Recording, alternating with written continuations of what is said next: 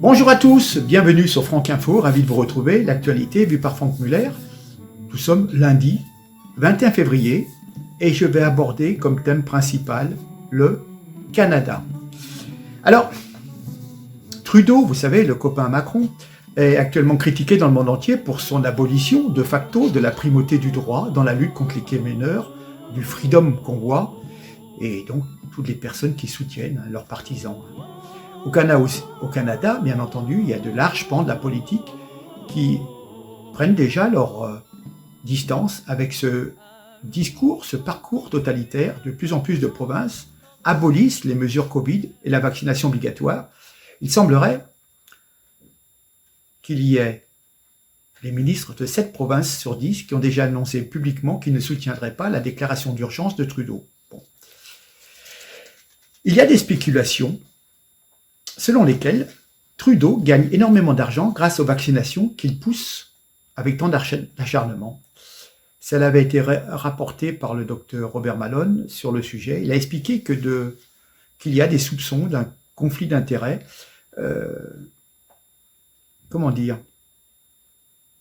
relativement assez massif. Selon les rumeurs, la fondation de la famille Trudeau pourrait détenir une fière participation de 40% dans Acuitas Thérapeutique, la société de biotechnologie qui, avec son système de nanoparticules lipidiques, permet aux vaccins ARN de BioNTech, Pfizer et de Moderna de fonctionner. Voilà. D'ailleurs, c'est ces mêmes nanoparticules qui pourraient être éventuellement responsables de réactions inflammatoires sévères chez les vaccinés. Alors, vous allez voir des images, je ne pense pas que nos médias télévisuels classiques les aient diffusés. C'est plus efficace qu'un flashball. Les sabots des chevaux viennent prêter main forte à notre petit dictateur en herbe, comme le qualifiait d'ailleurs Elon Musk, le patron de Tesla, qui qualifiait ainsi d'un petit dictateur Justin Trudeau. Après avoir emprisonné des citoyens canadiens qui manifestent pour la liberté, fermé leurs comptes en banque, le gouvernement passe à une vitesse supérieure et sort le gaz poivré, les matraques ainsi que des fusils, au cas où, cela contre des centaines de citoyens qui manifestent pacifiquement. Voilà, c'est l'exemple même de cette violence d'État. Une vidéo venue d'Ottawa vient de faire le tour du monde. Voilà, alors je vais déjà vous montrer une première photo avec une dame qui est couchée au milieu de la chaussée. On peut apercevoir des policiers à cheval qui piétinent des manifestants pendant que d'autres frappent avec la crosse de leur fusil.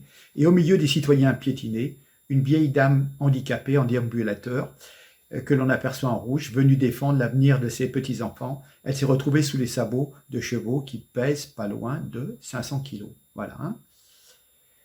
Au départ, nous ne savions pas ce qu'était devenue cette dame. Il semblerait qu'elle s'en sorte sans trop de mal, enfin une épaule déboîtée. On va regarder la vidéo, vous allez mieux comprendre. What is happening here? Wow, what is this lady doing? Trampling horses, trampling. Stop it! Stop it! Voilà. Oh my God! Alors, dans une autre vidéo, vous allez voir aussi des policiers qui se cachent derrière des véhicules et qui tabassent une personne traînée au sol à coups de genoux, puis de poing. J'avais vu ça sur Twitter. 10 police officers give 3 violons, 3 voilà, donc 3 coups de genoux et 5 coups de poing contre une personne qui proteste. Voilà, vous allez voir cette vidéo également. Indeed, their livelihood. I think we're seeing another arrest there. Yeah, I was just going to interject there and just say, yes, I want to bring to our viewers' attention that we're watching live images right now of what is happening voilà, in je tiens à vous Ottawa. repasser And it encore appears that there is another arrest. la photo de cette dame handicapée, couchée. Vous la verrez beaucoup mieux ainsi. Pourquoi je vous passe cela? C'est que ça peut permettre de vous rendre compte au fur et à mesure savoir où nous sommes arrivés en l'espace de 2 ans, ce totalitarisme, cette dictature. Et ce qui est très étonnant, vous voyez, c'est est-ce que vous avez entendu des protestations des journalistes, je dirais même des journaleux, des politiques? Macron a-t-il décroché son téléphone pour appeler les droits de l'homme à Trudeau, comme il le fait avec Poutine? Non. Par contre, dès que Poutine, Loukachenko, faut appliquer la loi chez eux, c'est l'ébullition dans l'auto-proclamé camp du bien. Hein, mais quand ça tape au Canada, personne s'émeut de cette situation qui n'est quand même pas très démocratique.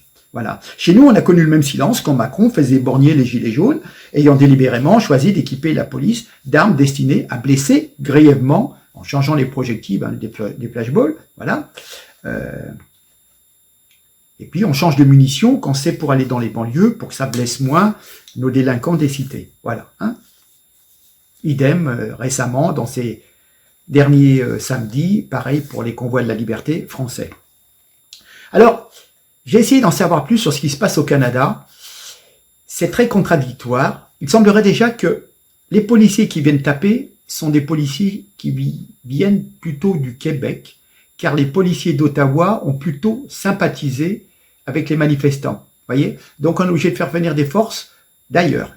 Bon, on a signalé également un avion de l'ONU qui s'était posé.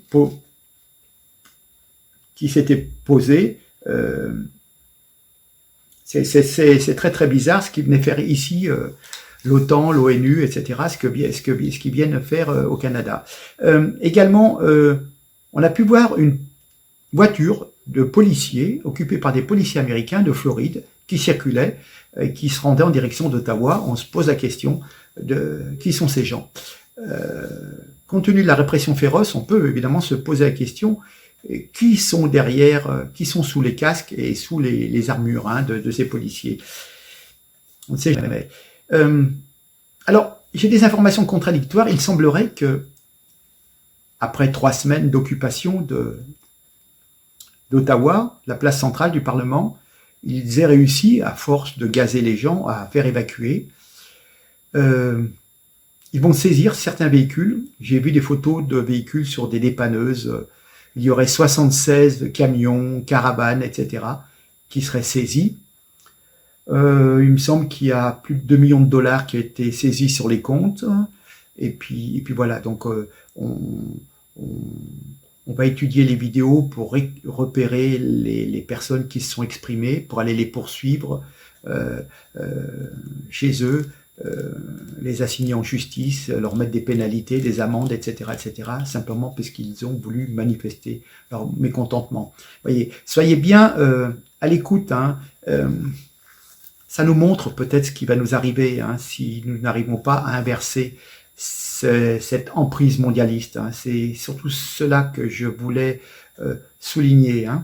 De plus en plus, vous avez des contraintes. Ce n'est plus la liberté en France. Tout doit être soumis à un QR code, etc., etc. Bon, sachez-le.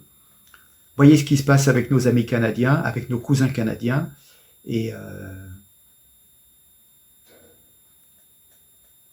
on peut faire venir des troupes policières de l'étranger. Et il me semble que dans les Gilets jaunes, il y avait des troupes européennes de maintien de l'ordre qui sont venus taper sur des gilets jaunes.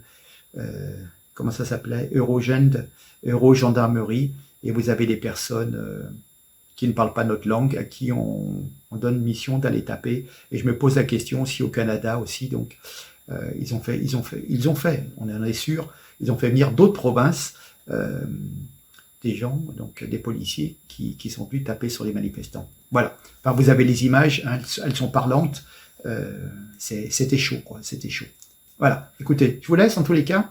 On verra la suite des événements, mais il me semble que ce sentiment de révolte, de liberté, des convois, du freedom convoi, eh ben, ça y est, c'est fini. Je pense. Cette étincelle de liberté, eh ben, ça y est, elle est éteinte pour l'instant. Mais bon, gardons espoir encore. On est censé voter. Je compte sur vous. Allez, vous partagez. Vous likez, s'il vous plaît. Vous augmentez les likes pour que le référencement YouTube marche mieux. D'accord? Et puis, bah, voilà. On est là pour vous. Et on continue. Merci. À très bientôt. Je vous salue. Au revoir. Chers amis, bonjour, bonsoir. Eh bien voilà, dans 1 mois et demi, on va devoir de nouveau aller voter.